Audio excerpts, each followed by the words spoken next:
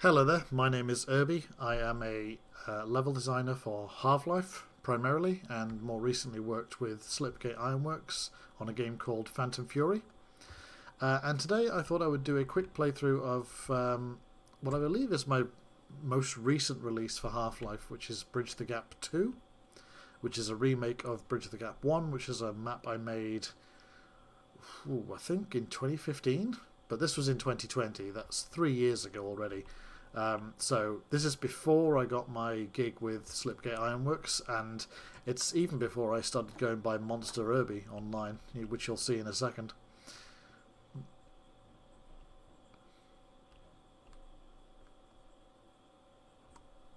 So yeah, Bridge the Gap 2.0 by Urban Nebula. So right from the start, you've got the bridge here, the titular bridge, and we can see that there is a door over there similar to the ones we came through. And the idea here was to show the player their goal straight away, like you want to get over there. I'd probably, if I were to change this now, I would probably make it so that the elevator at the end is visible there, and maybe there's a sign that says surface access or something. But right from the off, I'm definitely happier with this room than I was in the original release.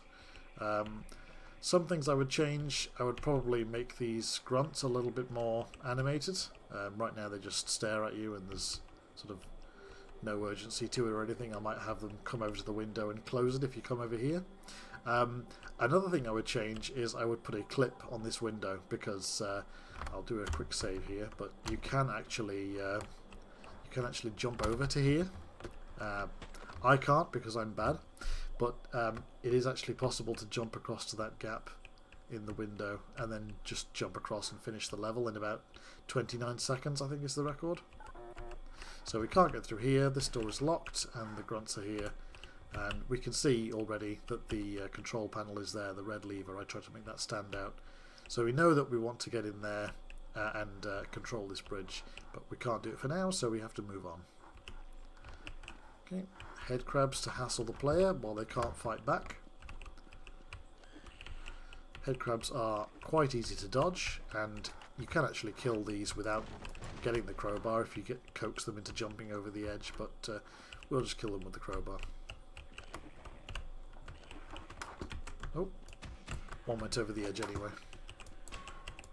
Oops.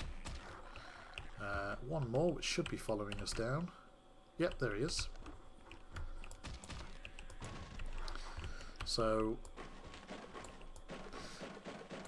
I tend not to have breakable crates in my map, but when I do, I try to go for consistency. So if they have a metal frame on them, they won't break, regardless of how many times you hit them. The damp looking ones, like these, will break, and some of them will have goodies in for you. So some magnum ammo and some pistol ammo. We don't have any other weapons yet, but reward the player for going back and exploring a little bit. Now the only way we can go is this way, and there is a vent here. So we can break the vent, but we can't get up. So a little bit of player interaction. The player has to come over here and move this box. Now we can't catapult it anymore with the 25-year update.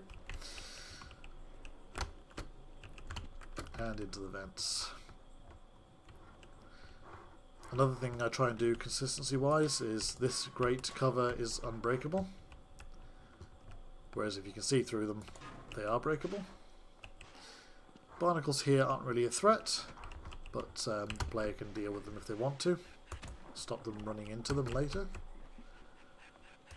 And the zombie here is a threat. We'll just deal with that now. Ooh, straight away with the double swipe.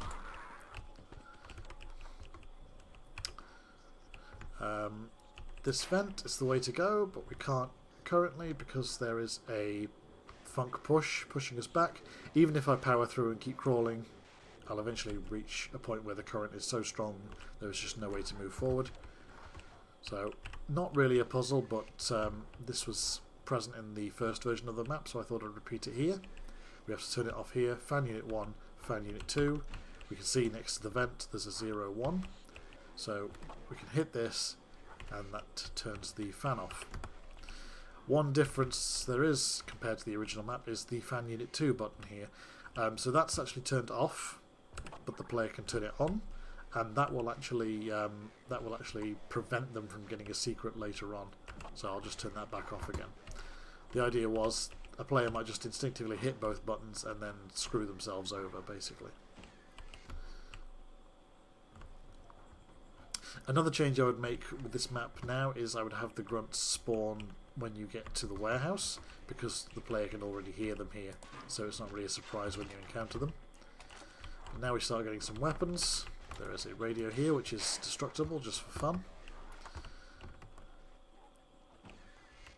And then we can come through here to meet the grunts. Now I'm going to break these crates because there's health items, just in case the player has trouble with the zombie. And now we're going to face off against some grunts.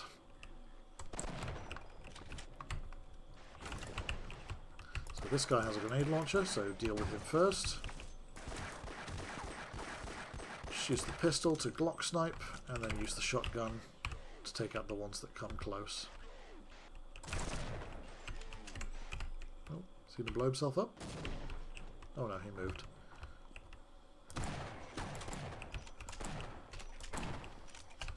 Shotgun is devastating.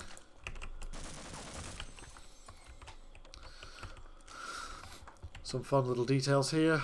Surrender Freeman with the... it's actually an air vac, but I figured it would just work in the place of a spray can.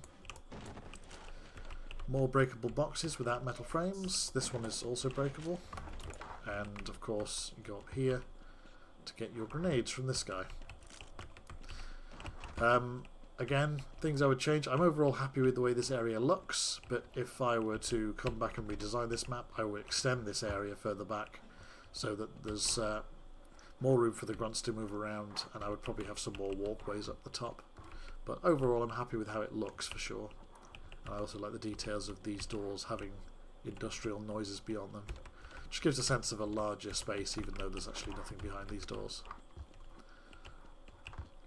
So top up on health, and then go to the service elevator. There's some barnacles in here, but they're quite easy to deal with one grenade. Deals with all three. The panel is broken, so we have to use the ladder to climb up. Now, I've seen a lot of players have trouble with this.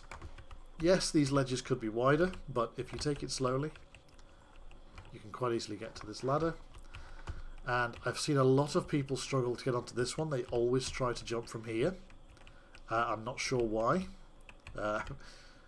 Because you can jump from here and it's much, much easier. I am going to quick save, however. There we go. I've seen people struggle with that. I've seen people no clip to get over that. He is not where he should be. He's moved. And again here, you can't actually get through this gap. It's too narrow. So you again have to jump across. Zombie here. Head crab there. Some ammo hidden in the corner. Black Mesa Research Facility. Me. And this is the O2 vent. So if the player had hit that second button, they wouldn't be able to get down here and they wouldn't be able to pick up this revolver. Just a mean little trick. And then we move on. The revolver is a little bit overkill for dealing with slaves, so maybe we'll use the machine gun.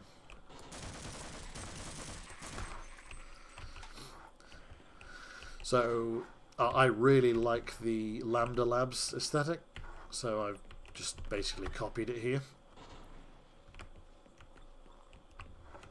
Dead scientists about. And a lot of people said this was a unique combination of seeing the slaves and zombies in the same hallway.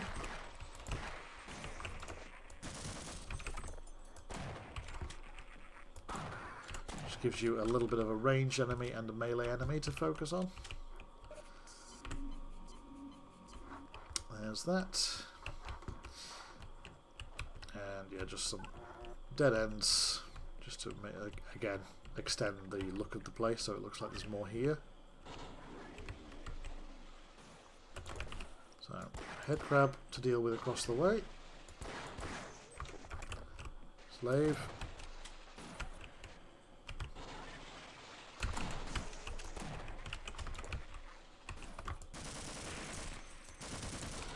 Annoying head crab. And there's a grunt up there that doesn't actually prove much of a threat because you can already see him. And we have grenades. Now, more barnacles.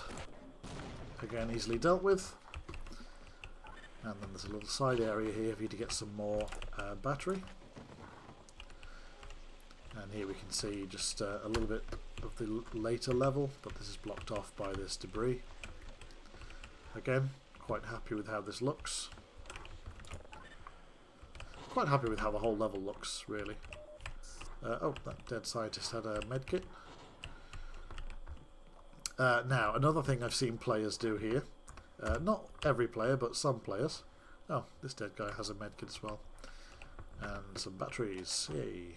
Right, so the idea is you can press this lever to move this loader across to get to that ledge, but I've seen players do this. They can simply climb up to this crate and just jump straight to here. So some players didn't know you could do that, some did.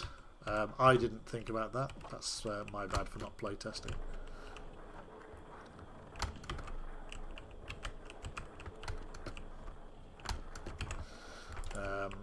Probably giving the player a little bit too much health here. The 2 medkits down there and then a wall mounted one. But that's fine. Broken all these windows. And here. Sneaky head crab, another battery, and a revolver for any players who missed the first one. I haven't actually used this yet, but there's some grunts coming up, so I'll use it on those. Again, more Lambda Lab-esque design. I also like doing these grates. Really should have put some pipes or something up here to make it look, seem to have some kind of purpose, but I apparently forgot. Okay, down the hatch. And here we have 2 grunts with grenade launchers, so deal with them. This door opens. Deal with these guys.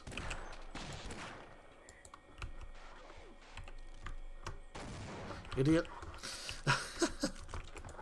More locked doors. These are destructible, by the way. The hope was that things would get blown up during combat, but doesn't always happen. Someone in one of the reviews said a slave zapped one of the monitors and it exploded, and that was a bit of a cool moment. And here we are in the control room, which we saw at the start. So, hit the lever. Gates close and the bridge raises up. We can then come over here to release the security lockdown. This gate opens. And on we go. So there's some health charges here. One person in particular who played this griped about this because they're like, you're giving me health and armor here. Surely there's more to the level. But this is actually the end of the level right here. Evil little turret in the lift at the end. But yeah, that's basically it. So the idea behind this, my justification for it is, this would be in an ideal world, this would be a small section of a much larger mod. This would be the end of a chapter, perhaps. You're heading to the surface. You're going to fight a lot of grunts, so that's why I give this right at the end. I actually played this on medium, but it plays better on hard in my opinion because the grunts are a bit more lethal. But it is what it is. That's the end of it. You get your weapon stripped, and thanks for playing Bridge the Gap 2.0 by Urban Nebula, which is my old username. But yeah, that's it.